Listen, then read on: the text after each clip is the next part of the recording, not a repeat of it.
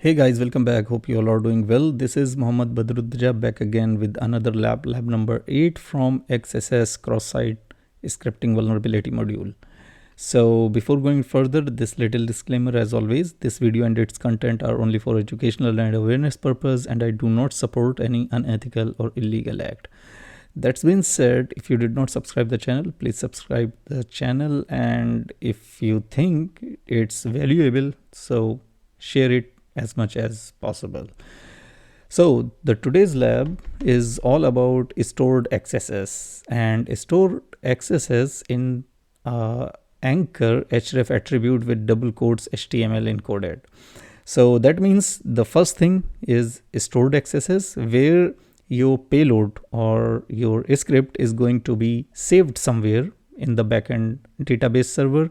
Not only script, any data you put in the input field, it is going to be saved.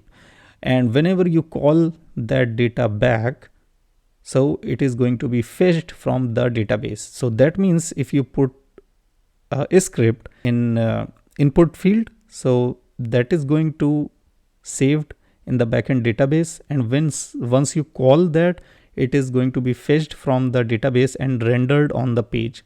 So this is very solid and most dangerous cross-site scripting, because you can call it a persistent. So let's go without wasting time. I'm just going to one more thing before that. I want to explain here this href. So href attribute is actually hypertext reference. This is href. H means hypertext and ref means reference. So hypertext reference, it actually indicates a hyperlink. So suppose that like this home, once I hover my cursor on this home, you can see in the left hand bottom corner, it is showing me that once I click, it will redirect me to somewhere. So this is hyperlink.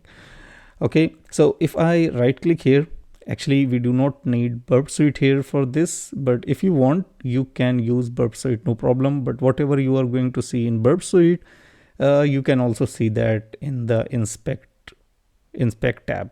So my purpose is to make it as simple as possible, and I'm going to use this inspect. Okay, inspector. So what I'm going to do here, let's click this one, and I'm going to click on this home. So once I click on this home, you can see here we got one anchor tab. This is an HTML tag, and within this tag we have href, which is hypertext reference hyperlink, and it is showing me the endpoint. So the endpoint is slash, and the name is saying home. So suppose that there is a tag, let's say my account, and once I click on that my account, so the endpoint will be like slash my account. So once we will click on the my account tab, it is going to redirect us or take us to the my account page. So this is what the purpose is all about href attribute. So let's see now what we have here in this lab. This is the blog post. Okay, so I'm going to view any blog post. So let's go to the first blog post, and I'm going to click on view post, and once I click view post, let's see. So you can see there are a bunch of comments. So there is a comment here from Bob, and he said something fine. So same like that, you can also make comment, and this is very normal feature on social media, on e-commerce sites, everywhere you find this, to put your comment for a product, for anything, for a book, wherever you go and purchase something. So this is very normal, and mostly you see this everywhere. Fine, so not a problem, this is very normal. But one thing I want to make sure here, that as a web application penetration tester, whenever you are going to look for the cross-site scripting, okay, the first thing you must understand that there are three kind of XSS: reflected, stored, and DOM based. The second thing which I suggest you, that try every input field. Same like here in this case, you can see here there is comment. This is also a input field. Name input field, email is also input field, and website also input field. So if you test for the any website or any web application, test every input field. Fine. So let's see. I'm going to put here a random comment. Let's say I am cybersec radar. Fine. And the second thing I'm going to put here, let's say cyber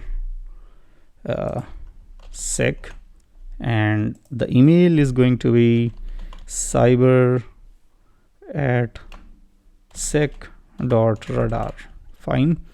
And let's say website is something test@west.xor. Fine. And I'm going to post this command. So as you can see, my post is accepted. Now if I go back to the blog post and if I scroll down, you can see this is my comment. Fine. So I want to see what I input, and it is rendered here. You can see this blog post comment is rendered here. Why? Because this input is saved in the backend database server, or database server can be any database server. It could be object-oriented database, it could be hierarchical database, it could be relational database, or NoSQL, whatever is that. My point is it is saved somewhere, and once I come back to this blog post within the comment section, I can see what I entered. So I want to see where this part exists in this page. So I click here and I click this. Fine. And as you can see, this is in the paragraph, within the paragraph tag. Okay. This is good. No problem here. You can also try XSS on this part. This is the comment part. But because this is a lab and we already know the condition that we need to find out is stored XSS within the anchor href attribute. So I will suggest you to check rest of the input field, like what you see here, we put here, right? And name is there, cybersec, this was the name. And email, we did not see email anywhere, but what we put in the website, if we hover my cursor on this name, my name cybersec, you can see in the left hand corner that it is taking me to an endpoint, and this endpoint is my email or what. Let's click on this. So once we click, you can see it redirect me to this endpoint. This is also normal because the function for the hypertext reference is this. Okay, this is normal. But what is not normal is if I come back here and let's say I go there. Just wait. Yeah, this is the first section for the comments, and this is the thing. This is the thing. So whatever I put, and what I put here, oh, okay, I put as an email cybersec radar, cyber@sec.radar, and in website I put, oh sorry, that was my mistake. In website I also put email, so it should be west.xor or anything. But that's not a point. Point is what? With the href you can execute the JavaScript with the href. If you see this attribute href, that means, and you are able to insert something or inject something within the href.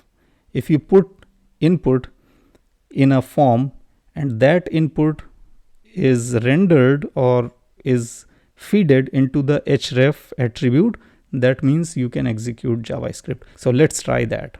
Okay, I'm going to close this and back here. So here I'm going to say test1. My name is same, cybersec. This time let's change my name. Instead of that, I'm going to put complete name. Email, let's put the same email. And here in the website, instead of website, let's say Java script and alert. Come on. And within the alert, let's say XSS. That's it. And post the command. And as you can see, the lab is solved. But the thing is, nothing is rendered here. We did not see any alert here, but the lab is solved. I want to see the alert. So back to the blog. So you can see once I come back to this blog, even though I cannot see the alert. Why? Because that JavaScript, that alert is called within the hyperlink. So until I go and click on this hyperlink, we won't be able to see the alert. So I'm going to just inspect that to show you. You can see within the href attribute, we have JavaScript alert. So if I click on that, and we have the alert. Okay, so that's it for this lab, and I hope you understand that. Let me know if you are confused somewhere. Let me know if you have any question. I will try to respond as soon as possible.